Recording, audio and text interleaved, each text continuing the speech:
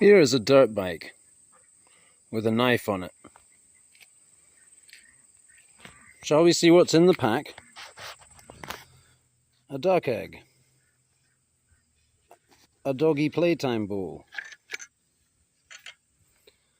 a Fiskar's button lock pruning saw, a reef knife,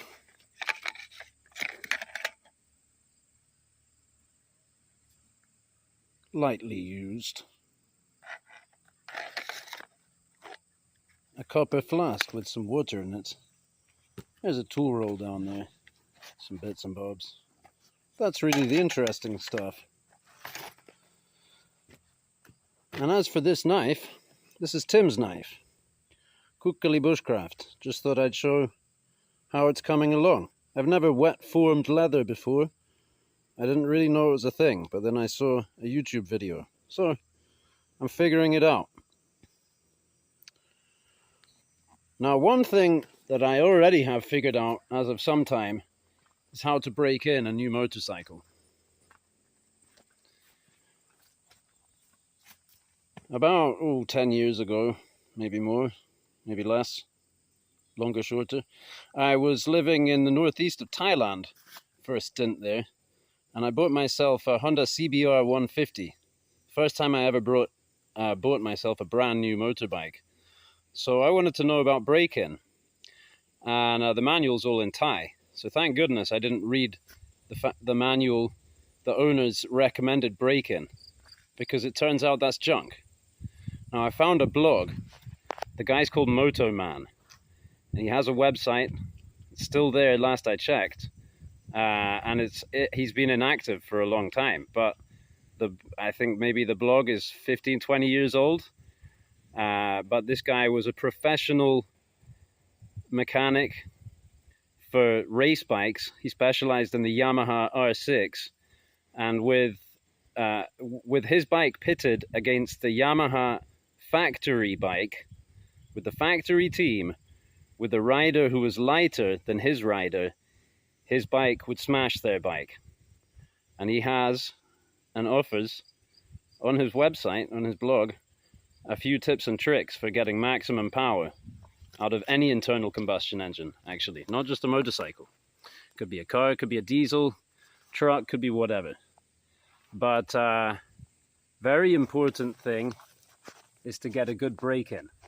And the way you get a good break-in is that you, having warmed up the engine to operating temperature, you put it under maximum load for the first miles of its existence as a functioning engine, right? You have to put that thing under maximum load, which means maximum acceleration or engine braking, which is hilarious on a new motorcycle, right? You got to get on it and gun it as hard as you can.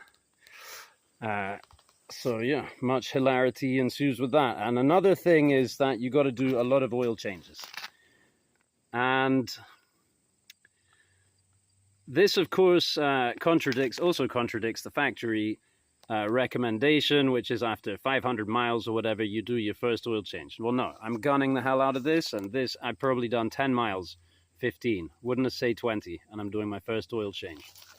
And it is not clean. I can see sparkly metal bits all through there, right? So we're getting that out, we're putting fresh oil in, and we're going to keep working it. Now, why are all those sparkly metal bits in there? Well, this is part of the design, you see. When this is brand new, inside, the piston and the cylinder are not smooth and perfectly matched. They have to wear against each other to get a perfect seal, right? And the way you get that perfect seal, because the cylinder, the piston has rings, right? Those are what make the seal against the cylinder walls. And when the cylinder wall is brand new, it has a hatching, a light hatching, like on a file, that works against those the piston rings, and the piston rings work against it. And so within the first, say, 20 miles, you're wearing that out. And after those 20 miles are done, there's you're done with that wearing out, that initial wear out, which is where you get the optimal seal. And when you get that optimal seal between your piston and your cylinder, you get maximum power, maximum efficiency, maximum engine life, cleanliness, everything goes better. And I've broken in various engines now in various vehicles in this way, and I never had a trouble, and they always work well, except one time with that Chevy Suburban back there, I blew that up, but that was because it had the old radiator in it, and the old radiator was either cracked or developed to crack while I was driving it straight out of the lot. And so yeah, with a supposedly reconditioned engine, which later we had cause to be skeptical about anyway, that it was supposedly reconditioned. So yeah, no trouble with it ever. Never actually technically have incurred mechanical problems. And when when Kawasaki takes this engine in the factory, you can be guaranteed before they put that in the bike, they put it on a bench and they run it to the red line.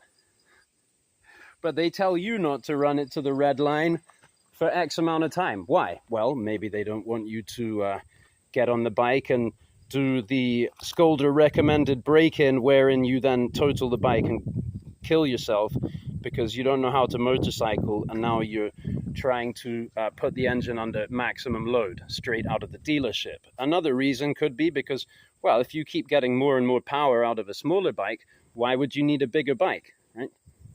Because there are plenty of ways to make this 140cc bike compete with this one. And on another note, why did I get this bike? Well, I have to insist that I did not buy it for my wife, because she just wants her Honda Shadow back from Arizona, and she doesn't want to ride a dirt bike. So it's absolutely not for her, and if she ever does ride it and fall in love with it, well, that will be entirely coincidental and not at all part of the plan. Otherwise, it's for my neighbor Jim and myself and anyone who comes around to visit. And now this thing is a beast, and I got it secondhand, so I didn't get to do the break-in on that. But it's 350cc, it's very powerful. And even though it is very lightweight for what it is, it's a lot bigger and heavier than that thing. So when I ride around at low speed in the woods, I have to be on the clutch control the whole time. It's noisy, it's hot, it's top heavy. You're very tall on this thing. So, if you have to do extreme riding, great. But I'm not that extreme. I just like to get around and, mess around a bit. So this thing, I can totally dominate it. Look, it's got these handles here. I can just pick it up, by the handle easily and just turn it around if I get into a dead end in the woods or whatever. With that thing, it's a pain in the arse, right? And I just like to equate that with knife use, because I realize that I like small things. My first road legal motorcycle was a Honda Monkey. Yeah, it's the smallest bike you will ever legally see on the road. 10-inch wheels it had.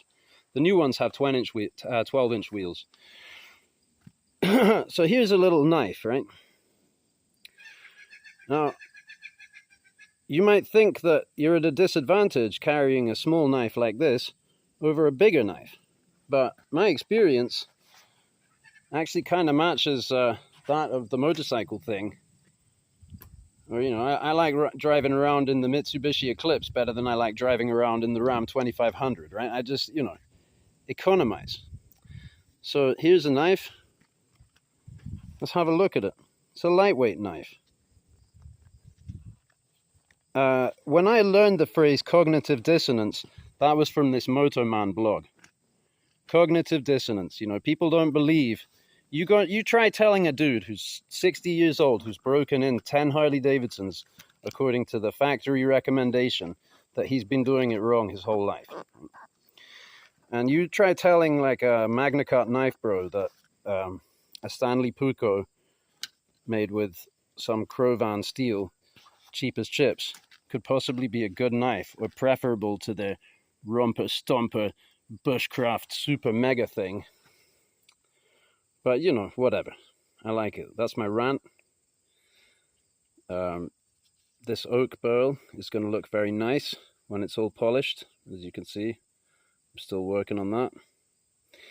Kind of has these punky bits in it, but overall it's pretty solid.